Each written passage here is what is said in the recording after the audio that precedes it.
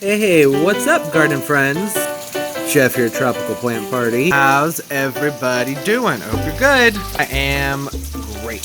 Today, I want to talk about shiny, lovely little gem of a plant, a common plant, a nice house plant, and that is my Pozos. Like I said that really funny. My Pozos. As one of my dear friends calls it, a pot hose. That's not the name.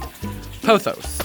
Now, the most common variety I have kind of hidden and tucked away back here is the epipremnum aureum. Can't see it. It has similar shaped leaves to this guy, but they're just green with yellow variegation, hence aureum, meaning gold. This guy right here, though, different. This is the silver pothos or the satin. I'm not positive because it was sold as an assorted plant, which drives me crazy. Being one of those plants, it is not an epidendrum. I keep wanting to say epidendrum because my orchid brain's on. Epinenium, I believe is the pronunciation. I believe the pronunciation or the proper name for this is like something pictus. I don't know. I'll type it out here so we know exactly what I'm talking about. So I picked this guy's up from my Lowe's a while ago, and all the ones they only had 3 to choose from. When I pick plants up from really anywhere, but particularly large stores, I like to take a look at what's going on down in the pot, and all of them were basically fresh cuttings that had just been jabbed into the dirt. These are very easy to propagate. I had to find one that had more roots on it than some of the others, and this one is just now starting to take off and give me some growth. I thought that means it's time to go ahead and talk about it. As the name implies, this being the silver pothos or possibly the satin pothos, what I like the most about it is this variegation, and it's hard to show on camera, but this variegation sparkles. It's very glittery, very shimmery and pretty. You can see it. It looks like it's been just painted with like a silver glitter dust, and I think that looks so neat. This shimmery, glittery foliage is really what drew me to this plant and why I thought it deserves a quick little video all by itself. What I like about these guys is it's going to provide a different type of contrast. Sometimes the variegation in your regular pothos, which is the aurea variety, is kind of strong and overwhelming. This is much more subtle. The lushness about it to me is fresh and relaxing more so than the gold variegation. I love the gold variegation. I have one, obviously. I have a few of them, actually. This just has a whole different element to it that, to me, is relaxing. That lushness that you see in there and the contrast, the shininess, makes it awesome. And I will say this guy is a little bit dry right now, so I'm going to go ahead and give it a quick watering while we talk a little bit about how to care for it. Apparently, it's really hard to get out of the pot with one hand. There we go. So, pothos in general, like water, they don't necessarily like to be drenched all the time. Generally, you want to let the top layer of soil dry out about the top inch or so. You can keep a toothpick in there and pull it out every now and then. If the toothpick color is even, that means it's dry. But if you have warm enough conditions, then these will do fine for you with a fair amount of moisture. And I do think pothos are one of the easiest houseplants to care for, and also, because of that, kind of one of the most neglected, because they just keep doing so well for most people without getting a lot of attention. People tend to just kind of leave them be and not do much with them. That being said, if you go ahead and fertilize them mildly, give them a decent amount of sunlight, not direct, indirect light's fine, and warm temperatures, you're going to have much better growth and leaf form with these guys, much more even variegation. Variegation is going to suffer in really, really bright, intense light. Whereas with the aurea, the regular pothos, if that is in bright light, you might get more variegation, but sometimes you'll also get some burn on the leaves as well. And the reason I'm watering mine this way right now is because I'm going to let it kind of sit in this reservoir for a while to rehydrate that soil that it's in. Another option I've had for growing this guy is I could have put it over here in my humidity table where the roots would be in constant contact if I were to bury it down below the rocks with the water. I haven't done that because these guys are actually so efficient at taking nutrient from the water that it can actually pull too much out. And I need nutrient in the water for my fish and for my orchids. That's one of the aquaponics. So this would kind of deplete the water of a lot of what it needs. But people use these in their fish tanks, mostly the aurea, where you can take cuttings of that and stick the pieces into your filter, and it'll help remove nitrate from your water. They're, like I said, they're extremely efficient feeders like that.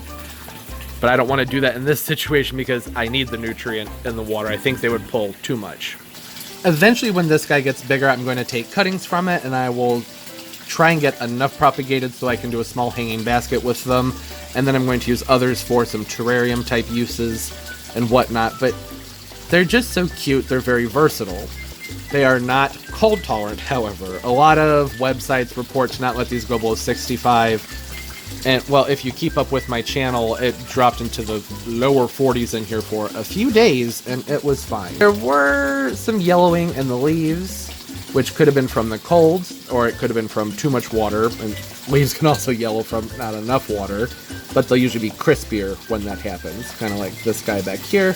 There's going to be some die-off with the foliage since these were basically fresh cuttings when I bought it. But what's great about them is that you can keep them in your house, and they do well with most indoor conditions. Part of my blister there. So the warmer temperatures and higher humidity is you're going to get better variegation and better growth. They'll do okay with your normal indoor conditions where humidity, the air can be a little bit on the drier side and temperatures are cool, but hopefully not below 68, 65 degrees. And something I would like to make more of a habit of getting into with my spotlight videos is pointing out toxicity, but I always forget.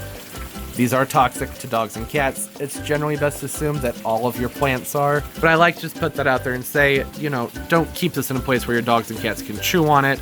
It irritates their mouths and their lips, their digestive system, their throats, and depending on the animal, everybody's body's different. They could have a more severe reaction. Could be very bad. So keep it away from your dogs and cats, and therefore children as well. I know at Costa Farms, I believe they recommend, I could be wrong about the source, I think it's Costa Farms, they recommend fertilizing these as little as twice per year.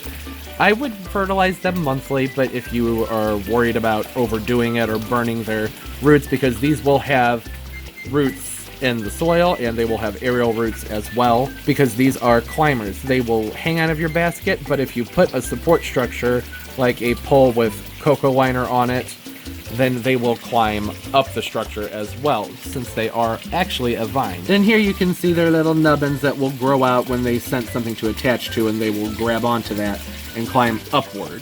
With the aurea variety, the golden variety of pothos, that's when they start to get those really big, gigantic, beautiful leaves. I'm not sure if this variety would do that, but we're going to find out. Not in this video, but hopefully sometime in the future. I'm going to attach this to something. I don't think it's going to do that, though.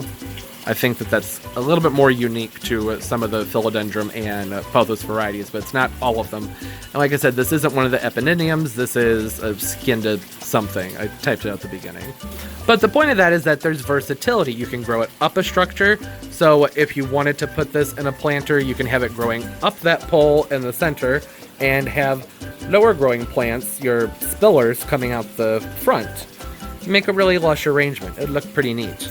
Oh, and speaking of versatility, I like to kind of stick my plants in different places, see how they would look. But I mean, that's pretty cute, even though it's not level. I just feel like there's more I can do with this than I could with the regular Golden Pothos. I like that contrast there. This may turn into a planter someday, but not yet. No, I want to make sure this pocket's full of roots first.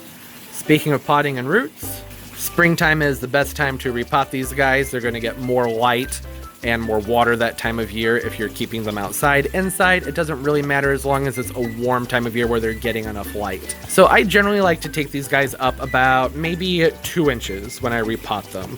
Not generally more than that, but if I go more than that, I will have clippings, cuttings, and I'll do it in a circular formation throughout the entire pot in a shallow pot, get them rooted, and then repot them up into something bigger. So yeah, this is a very easy, low fuss plant, which is why I love it. And I absolutely love the color and the sparkliness.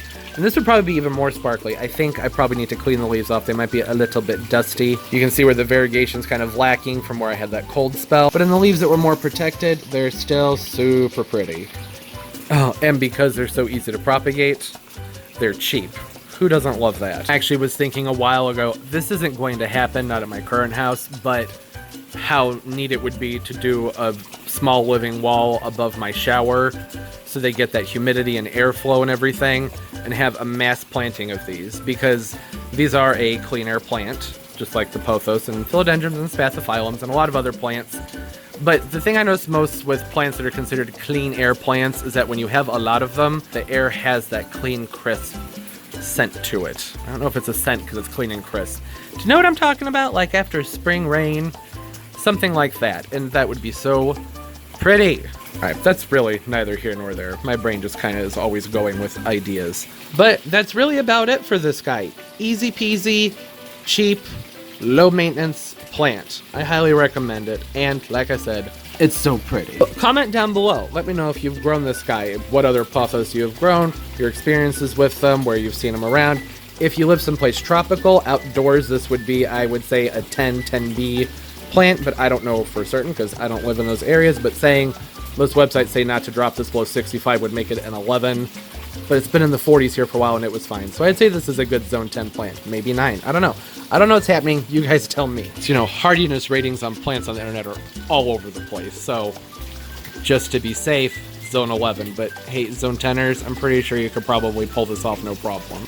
I don't know, but it's cheap. So maybe it's worth the risk to try. Like I said, leave those comments. I love talking to y'all. Hit the thumbs up. It helps the videos so much, and I always appreciate it. Subscribe. I try and upload multiple times a week. You can follow me on Snapchat, Trop Plant Party, Instagram, Tropical Plant Party, and Twitter, Tropical Plant JC. Get on those social medias and send me your pictures. I love seeing everybody's plants. Okay, and I hope everybody's doing well. And as always, everybody, keep on growing. Bye-bye.